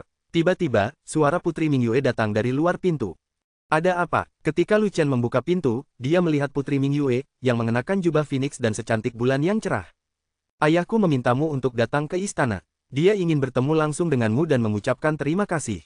Putri Mingyue memandang Lu Chen dengan ekspresi gembira di wajah cantiknya. Sejak Raja Miong Taek diselamatkan, dia lebih sering tersenyum dan bahkan berbicara lebih riang. Khususnya, sikapnya terhadap Lu Chen jauh lebih baik dari sebelumnya. Dia juga lebih peduli dengan kesejahteraan Lu Chen dan tidak lagi bersikap kasar. Namun, Lu Chen dapat melihat bahwa ada dua alasan mengapa Putri Mingyue bertindak seperti ini. Satu adalah kepercayaan Waner, dan yang lainnya adalah bahwa ia menyelamatkan Raja Mings. Jelas bukan Putri Mingyue yang memilihnya. Jika tidak, mata Putri Mingyue akan berbeda saat dia menatapnya. Bagi Lu Chen, ini adalah hal terbaik. Kita bisa menjadi teman baik, persahabatan sejati. Kau tidak perlu berterima kasih padaku. Kembalilah dan katakan pada Raja Mings bahwa aku menghargainya. Biarkan dia beristirahat dengan baik selama setahun atau lebih. Mungkin dia akan pulih seperti kondisi kultivasinya sebelumnya. Lu Chen melambaikan tangannya dan berkata, di masa lalu, orang yang paling berkuasa di dinasti Yongming bukanlah guru besar Zhou, ataupun seorang jenderal di istana, melainkan Pangeran Mings. Jika Raja Mings tidak disergap dan mengalami koma selama beberapa tahun, wilayah kekuasaannya saat ini mungkin akan sangat tinggi dan mengerikan. Tetapi ayahku berkata bahwa dia ingin bertemu dengan orang yang menyelamatkannya. Putri Mingyue berkata, ayahku sangat keras kepala. Jika kamu tidak pergi, dia akan datang ke sini sendiri, dan di sini akan ramai. Dalam hal ini, Lu Chen tidak bisa menolak lagi. Segera, Lu Chen dan Putri Mingyue turun gunung dan melihat Ming Hao menunggu mereka di kaki gunung untuk waktu yang lama. Ming Hao juga ingin menemani Lu Chen ke istana. Adapun tujuannya, sebenarnya sangat sederhana. Ambisinya masih membuatnya gila. Ming Hao percaya bahwa ayahnya pasti akan memberi hadiah kepada Lu Chen, dan dia ingin menulis bab tentang ini. Dia berharap Lu Chen akan mendapatkan sesuatu yang menguntungkannya, seperti menjadi seorang pejabat yang paling berkuasa. Atau Anda dapat bergabung dengan tentara, menjadi jenderal, dan memegang kekuasaan militer. Pangeran keempat, kau tahu bahwa aku tidak akan tinggal lama di dunia sekuler. Cepat atau lambat aku akan pergi. Semua hal ini tidak berguna bagiku seperti awan yang mengambang. Lu Chen menolak mentah-mentah. Ketika Anda keluar, Anda akan mengundurkan diri dari jabatan resmi Anda. Ming Hao menyarankan, 4 pangeran. Lu Chen menghela napas dan disela oleh Ming Hao begitu dia hendak berbicara. Saudara Lu, jika kau menganggapku sebagai saudara, jangan panggil aku pangeran keempat, panggil saja aku dengan namaku. Baiklah, Ming Hao, aku akan jujur padamu. Sekarang ayahmu sudah sembuh, kau tidak perlu lagi berjuang untuk tahta atau melindungi dirimu sendiri. Mengapa kau masih berusaha membangun begitu banyak pasukan? Lu Chen berkata tanpa ragu-ragu. Anda mungkin tidak mengerti hal-hal ini, tetapi saya lahir dalam keluarga kekaisaran. Tanpa kekuasaan dan dukungan, hidup saya akan sangat menyedihkan. Ming Hao berpikir sejenak dan berkata dengan nada melankolis, bahkan jika ayahku kembali, itu tidak berarti hidupku akan lebih baik. Malah, ayahku toleran terhadap pertikaian antara kami berempat bersaudara. Karena ayahku memiliki filosofi bahwa siapa yang paling kuat akan mendapatkan tahta, dan dia hanya mengakui putra yang terkuat. Lagi pula, hubunganku dengan ratu sangat buruk. Aku selalu dirugikan dalam pertikaian terbuka dan rahasia di istana. Jika aku tidak berhati-hati, aku akan mati tanpa tempat pemakaman. Mendengarkan keluhan Ming Hao, Lu Chen mulai sedikit mengerti. Ming Hao terus-menerus ingin meningkatkan kekuatannya, pada akhirnya demi perlindungan diri. Terlahir sebagai seorang kaisar, tampaknya mereka menjalani kehidupan yang mewah dan berkuasa, tetapi hanya para pangeran dan putri yang tahu betapa banyak bahaya yang ada di dalam. Lu Chen tiba-tiba menyadari bahwa Putri Ming Yue tidak pernah ikut campur dalam urusan Ming Hao, juga tidak membujuknya untuk melakukan hal-hal yang akan menguntungkan Ming Hao. Jadi dia bertanya dengan rasa ingin tahu, "Putri, kamu dan Ming Hao memiliki hubungan yang baik, mengapa kamu tidak memberitahuku sesuatu? Apa yang kau ingin aku katakan?" Putri Ming Yue tercengang. Tidak ada lagi. Lu Chen terkekeh dan terus berjalan tanpa membuat janji apapun kepada Ming Hao. "Ming Hao, kamu ambisius seperti biasanya. Ming Yue, kamu tetap polos seperti biasanya." 178 bab 178 penjaga tua. Di dalam istana, seperti yang diharapkan, tidak ada pengawal kekaisaran yang terlihat, hanya tim pengawal istana yang berpatroli. Kamar tidur, Raja Ming sedang berbaring di ranjang naga sambil membaca buku. Ekspresi dan jiwanya seperti dua orang yang berbeda dari sebulan yang lalu. Selain Ratu dan Selir, ada juga 3 pangeran yang melayani Raja Ming. Ming Hao dan Ming Yue menuntun Lu Chen masuk, dan Raja Ming duduk, tersenyum dan menatap Lu Chen dengan tatapan tajam. Wah, dia memang pria tampan dengan potensi besar di usia muda. Raja Ming mengangguk puas dan memberikan pujian. Saat itu, begitu dia bangun, Lu Chen sudah pergi, dan dia bahkan tidak melihat siapa dermawannya. Raja Ming memujimu. Lu Chen melakukan hormat prajurit dan berbicara dengan rendah hati. Menurut mereka, kamu mengetahui bahwa aku terinfeksi racun pengikis jiwa, jadi kamu meresepkan obat yang tepat dan menyelamatkanku. Raja Ming terdiam sejenak, lalu berkata, tahukah kau siapa yang pandai menggunakan racun ini? Tidak tahu. Lu Chen menggelengkan kepalanya. Selama kurun waktu ini, saya juga telah memerintahkan orang untuk menyelidiki asal racun ini, tetapi tidak berhasil. Tidak ada racun seperti itu di dinasti Yongming. Raja Ming menatap Lu Chen lagi dan bertanya, karena kamu tahu tentang racun ini, apakah kamu tahu dari mana asalnya? Di luar dunia. Lu Chen menjawab singkat, di luar dunia. Mendengar ini, Raja Ming merenung sejenak dan berhenti bertanya. Sebenarnya aku tidak berani bertanya lebih jauh. Jika ini melibatkan dunia luar, maka itu akan menjadi masalah besar. Tidak ada kekuatan di dunia ini yang dapat dilawannya. Lu Qingjia, kau telah melakukan pekerjaan yang hebat dalam menyelamatkanku, dan aku telah memutuskan untuk memberimu hadiah yang besar. Raja Ming beralih ke topik utama, menatap Lu Chen sambil tersenyum, dan berkata, aku akan memberimu 1000 wanita cantik dan 1 juta koin emas. Terima kasih Raja Ming atas hadiahnya. Lu Chen sangat menghargainya. Lu Chen menolak mentah-mentah. Uang, dia tidak kekurangannya, karena masih ada ratusan koin kristal di kartu kristal. Kecantikan, 1000 lagi. Apa tujuanmu ke sini, kultivasi ganda? Jika dia benar-benar menginginkannya, maka itu akan menjadi akhir segalanya, akhir segalanya. Pangeran Ming, kau benar-benar memperlakukannya seperti orang mesum kecil. Tidak menginginkan perhiasan cantik dan koin emas. Raja Ming berpikir sejenak dan berkata, ku dengar kau adalah pemenang kompetisi bela diri, dan kekuatan tempurmu melampaui tingkat ke-9 alam transformasi spiritual. Kau jenius bela diri, itu sempurna. Kau bisa bergabung dengan tentara. Negara ini membutuhkan jenderal yang kuat. Aku akan mengangkatmu sebagai jenderal ekspedisi barat dan memimpin 500.000 pasukan di barat. Begitu kata-kata ini diucapkan, mata semua orang tertuju pada Lu Chen. Ada tatapan tajam sang ratu, tatapan marah sang pangeran tertua, tatapan bermusuhan dari 2 pangeran lainnya, dan tatapan lapar Ming Hao. Ada satu orang lagi yang penampilannya sangat menarik, salah satunya kebingungan, dan dialah Putri Ming Yue. Jelaslah bahwa Putri Ming Yue tidak memahami hal ini. Jika Putri Ming Yue memiliki sedikit pengetahuan tentang urusan negara, dengan kultivasinya dan kemampuan bertarungnya, dia pasti sudah menjadi tangan kanan Ming Hao sejak lama. Lu Chen menghela nafas dalam hati. Putri yang tampak begitu tenang di luar ini sebenarnya adalah orang bodoh. Lu Chen masih menghargai hadiah yang diberikan oleh Raja Ming. Lu Chen dengan enggan menolak lagi, dan menjelaskan, ambisi Lu Chen tidak ada di sini, dan dia tidak akan dapat mengabdi pada negara di masa depan. Saya berharap Raja Ming akan memaafkan saya. Begitu Lu Chen mengutarakan pendapatnya, mata Ming Hao meredup, sementara mata ratu dan yang lainnya dipenuhi dengan kegembiraan. Ambisiku bukan di sini, tapi di suatu tempat yang jauh. Raja Ming mendesah dalam-dalam, dengan tatapan kehilangan di matanya. Melihat kembali masa mudanya, ia juga memiliki ambisi yang tinggi dan ingin menjelajah dunia. Sayangnya, setelah mewarisi tahta, ia tetap berada di dunia sekuler, dan keinginannya seumur hidup tidak dapat terpenuhi. Kamu tidak menginginkan uang, kecantikan, atau jabatan tinggi dan gaji besar, jadi aku tidak tahu imbalan apa yang bisa kuberikan kepadamu. Raja Mings berpikir sejenak dan bertanya, mengapa kau tidak memberitahuku hadiah apa yang kau harapkan? Lu Chen melihat sekelilingnya, melihat ke arah ratu yang jahat, kemudian ke arah pangeran tertua yang galak, dan kemudian ke arah dua pangeran lainnya yang sedang menatapnya dengan pandangan bermusuhan, dan dia tahu harus berkata apa. Sebuah tahta, perkataan Lu Chen sangat mengagetkan, dan begitu menakutkan hingga bisa membuat orang ketakutan setengah mati. Lancang, betapa beraninya, usir orang gila ini dari sini.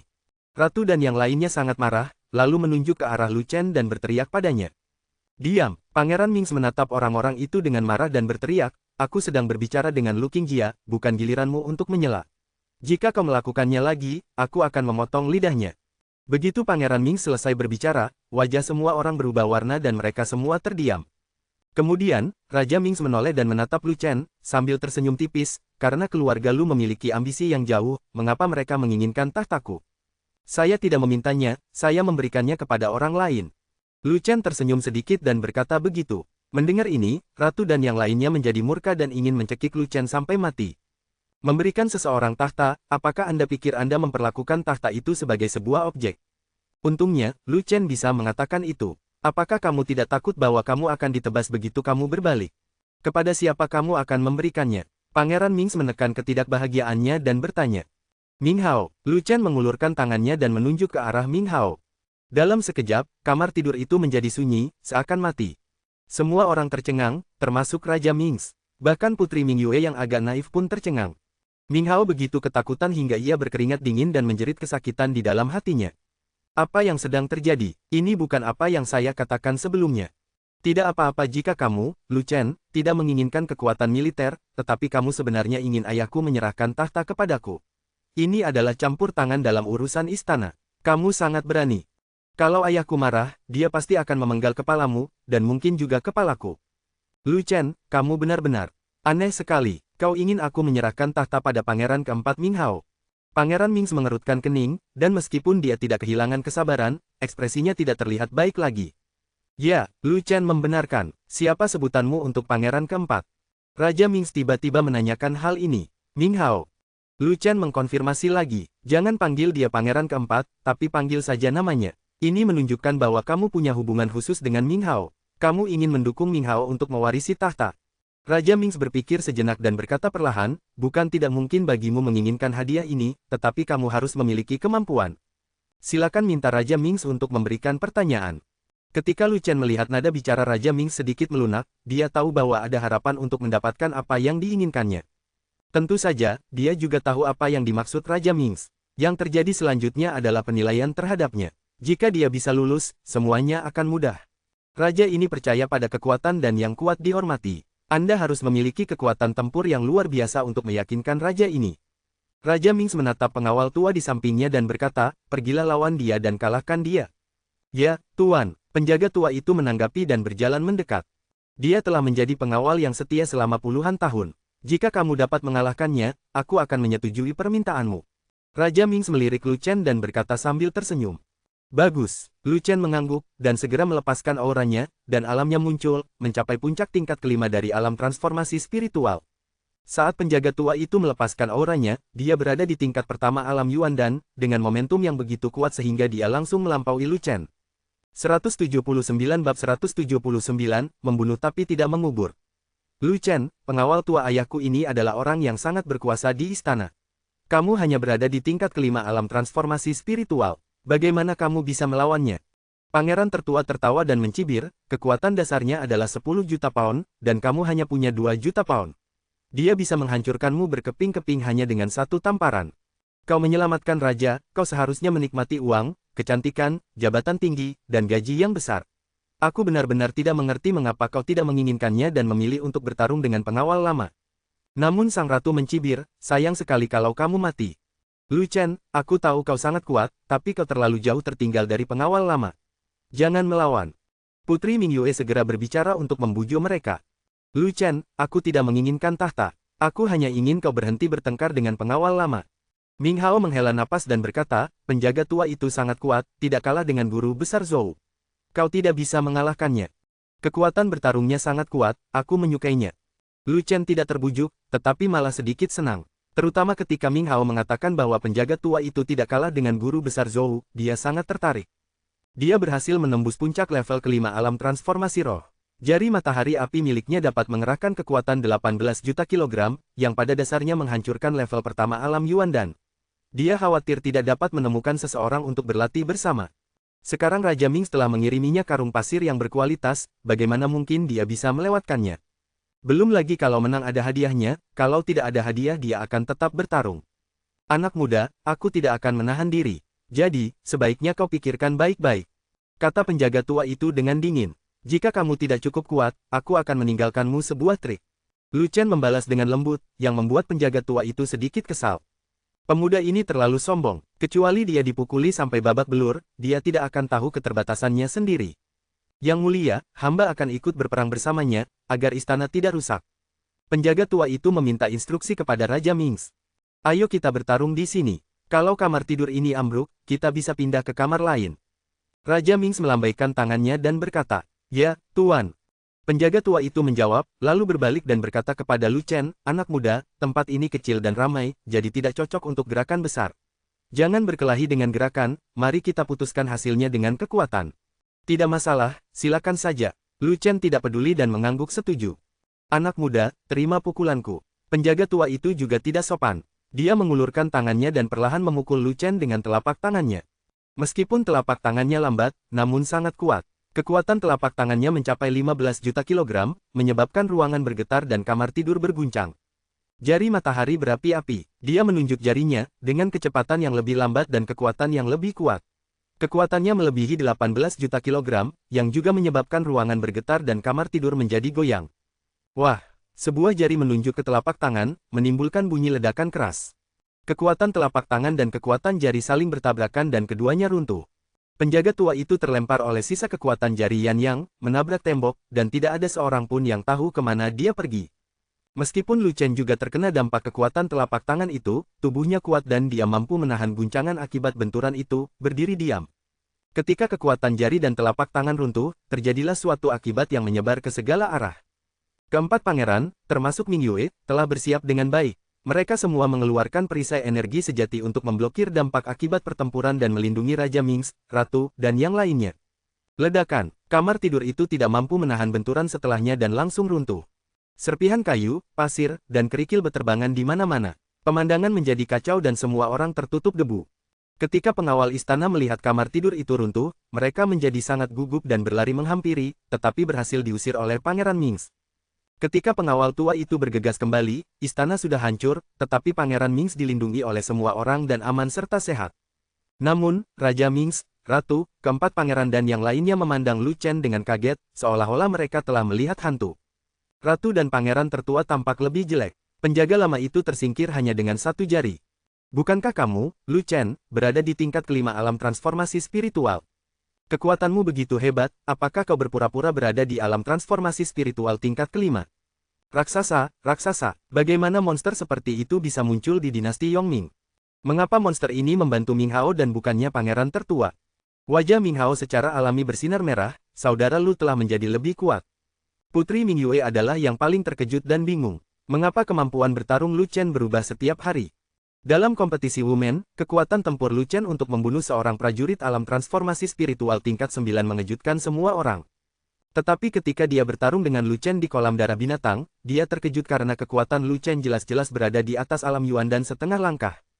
Masalahnya, kompetisi seni bela diri dan kolam darah binatang diadakan pada hari yang sama. Dalam sehari, kekuatan tempur Lu Chen benar-benar meningkat pesat. Saat itu, dia merasa ada yang tidak beres dengan Lu Chen, sedikit tidak normal. Dan hari ini, baru sebulan berlalu, Lu Chen benar-benar memiliki kekuatan tempur untuk mengalahkan ahli alam Yuandan. Apa yang sebenarnya terjadi? Apakah Lu Chen seorang penggila bela diri? Mengapa Lu Chen memiliki kekuatan bertarung ini, tetapi dia tidak? Dalam hal bakat, dia adalah salah satu yang terbaik di dinasti Yongming. Mungkinkah Lu Chen lebih berbakat darinya? Saya telah gagal dalam tugas saya, mohon hukum saya, Yang Mulia. Penjaga tua itu tampak bersalah dan berlutut di depan Raja Ming untuk mengaku bersalah. Lu Chen melirik penjaga tua itu dan hatinya hancur. Meskipun penjaga tua itu kalah, dia tidak terluka, yang menunjukkan bahwa tubuh penjaga tua itu sangat kuat. Kalau bukan sekedar adu kekuatan, tapi pertarungan menyeluruh, si pengawal tua itu bisa mengandalkan tubuhnya yang kuat dan melawannya selama 100 ronde tanpa masalah. Kecuali dia menggunakan teknik pembunuh surga, tapi itu tidak mungkin. Ketika Zantian muncul, dia akan membunuh orang. Kamu membunuh orang-orang kuat di sekitar Raja Mings. Akan aneh jika Raja Mings tidak membencimu sampai mati. Lagi pula, wilayahnya masih belum cukup. Bila kekuatan kedua belah pihak melebihi 10 juta jin, maka perbedaan kekuatan beberapa juta jin sebenarnya bukanlah keunggulan mutlak. Sulit untuk menghancurkan lawan dengan tubuh yang kuat seperti penjaga lama.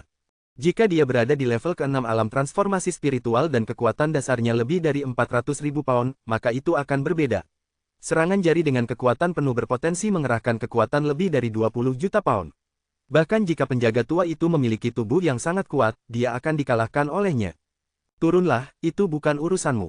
Ekspresi Pangeran Mings tampak sedikit muram, tetapi dia tetap melambaikan tangannya dan tidak melanjutkan masalah itu. Penjaga tua itu menghela napas lega dan minggir. Lu Qingjia, kamu memang memiliki kemampuan untuk membantu Ming Hao dalam pertempurannya, seperti yang dia lakukan di awal. Raja Mings berhenti sejenak dan menatap pengawal tua itu. Dulu, dia bertarung melawan beberapa orang kuat sendirian, membantuku naik tahta, dan melindungiku sejak saat itu. Bisakah kau melepaskan Yuan Fang dan melindungi Ming Hao seperti dia? Ming Xuanglian bertanya. Tidak bisa, Lu Chen menjawab dengan jujur. Demi karakter Bai Ningsuang dan Ming Hao yang baik, paling-paling dia hanya bisa membantu Ming Hao bangkit. Ming Hao masih harus bergantung pada dirinya sendiri di masa depan, dan dia tidak akan bisa melindungi Ming Hao. Secara gamblang, artinya mengurus makanan tapi tidak mengurus rasa lapar, dan mengurus pembunuhan tapi tidak mengurus penguburan. Kapan kamu akan pergi jauh? Raja Mings bertanya lagi.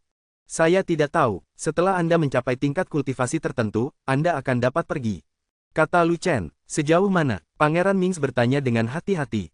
Alam Yuandan, Lu Chen berkata dengan serius. 180 bab 180 orang terkuat di dinasti Yongming.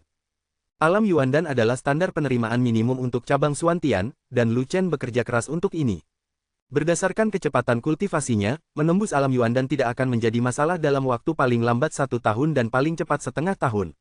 Masalahnya adalah meridian energi spiritual kecilnya telah terserap seluruhnya, dan tanpa energi spiritual yang sesuai, dia tidak mampu menerobos dengan cepat. Jika Cao Du berkultivasi dengan sedikit energi spiritual ini, akan memakan waktu yang tidak diketahui lamanya untuk menerobos ke alam Yuandan. Dia juga ingin pergi ke Danceng untuk menyerap sejumlah energi spiritual, dan bahkan berpikir untuk menyelinap keluar dari dunia sekuler dan berlatih di beberapa tempat di luar dunia yang energi spiritualnya tidak begitu kuat. Namun dalam jangka pendek, dia masih tidak bisa meninggalkan Cao Du. Pertama, masalah Ming Hao belum terpecahkan, dan janji kepada Bai Ningsuang belum terpenuhi. Kedua, Zhu Feichen terus mengawasinya dengan ketat, takut dia akan menyelinap pergi dan tidak dapat menjelaskannya kepada leluhur. Kedua hal ini membatasinya dan dia merasa tidak berdaya. Dia pernah berpikir untuk membuat pil energi spiritual. Dia memurnikan ribuan pil energi spiritual 3 pola, tetapi benda itu untuk keadaan darurat dan dia tidak sanggup meminumnya. Terlebih lagi, kebutuhannya akan energi spiritual semakin meningkat. Bahkan jika dia menghabiskan semua pil energi spiritual, dia tidak dapat mencapai alam Yuandan. Agak sulit. Lagi pula, kamu baru berada di level kelima alam transformasi spiritual. Butuh waktu cukup lama bagimu untuk mencapainya. Pangeran Mings tertawa dan ekspresinya berangsur-angsur membaik. Karena dia yakin bahwa Lu Chen akan membutuhkan waktu 3 hingga 5 tahun paling cepat, atau 10 hingga 8 tahun paling lambat, untuk menerobos alam Yuandan, dan dia akan dapat melindungi Ming Hao untuk waktu yang lama. Ming Hao punya banyak waktu untuk membangun kekuatannya sendiri dan bahkan meningkatkan kultivasinya. Ia meyakini bahwa yang kuat akan dihormati, sehingga pandangannya terhadap calon pewaris tahta adalah ia harus memiliki kekuasaan yang cukup besar dan pengembangan pribadi yang kuat agar dapat menjadi penguasa masa depan. Inilah alasan sebenarnya mengapa dia selalu bersikap lunak terhadap pertikaian yang terbuka maupun rahasia di antara putra-putranya. Pertanyaan terakhir, Anda punya ambisi untuk pergi jauh, di manakah tujuan akhir Anda? Raja Mings terus bertanya, seolah-olah orang yang menilai pewaris tahta adalah Lu Chen, bukan Ming Hao. Sekte Xuantian Dao, Lu Chen berkata perlahan. Ketika kata-kata itu diucapkan, semua orang di tempat kejadian terkejut. Semua orang di tempat kejadian mengetahui Sekte Xuantian Dao. Bagi mereka, Sekte Xuantian Dao adalah sekte besar yang berada di luar jangkauan mereka. Konon, standar masuknya saja adalah alam Tiangang. Orang kuat di alam Tiangang merupakan tokoh legendaris dalam ilmu bela diri. Belum lagi dinasti Yongming, bahkan di Kekaisaran Ruofeng dan seluruh dunia sekuler, ada orang-orang seperti itu. Jika Lu Chen pergi ke Sekte Xuantian Dao, minimal dia akan berada di alam Tiangang, betapa menakutkannya. Sekte utama Sekte Xuantian Dao di luar dunia. Raja Mings bertanya, dia perlu memastikannya lagi. Bagus, Lu Chen membenarkan. Namun, sejauh pengetahuanku, ranah Yuan Dan yang kamu kejar tidak membuatmu memenuhi syarat untuk bergabung dengan Sekte Xuantian Dao. Ming Xuang Dao, kamu bisa memasuki Sekte Xuantian di tingkat Yuan Dan. Aku akan pergi ke Sekte Xuantian untuk berlatih sebentar, lalu memasuki Sekte Xuantian Dao saat aku hampir siap. Lu Chen mengatakan demikian. Lu Chen tidak sedang membual. Gurunya adalah leluhur Sekte Tao Xuantian. Selama dia dapat menyerap 100.000 kali energi spiritual, dia dapat pergi ke Sekte Tao Xuantian kapan saja. Menurut Zhu Feichen, Sekte Cabang Xuantian juga berada di luar dunia sekuler, relatif dekat dengan dunia sekuler. Energi spiritual di sana hanya puluhan ribu kali lipat dari dunia sekuler dan tidak seaneh Sekte Tao Xuantian.